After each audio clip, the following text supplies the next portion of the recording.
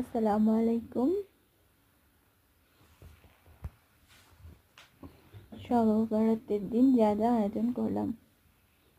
বাসমতি চালের সাদা পোলাও, গরুর মাংস আলু দিয়ে, গরুর গুর্দা ভুনা, দেশি মুরগি সাদা আলু দিয়ে ঝোল, আর 3 রকমের হালুয়া: বুটের ডালের হালুয়া,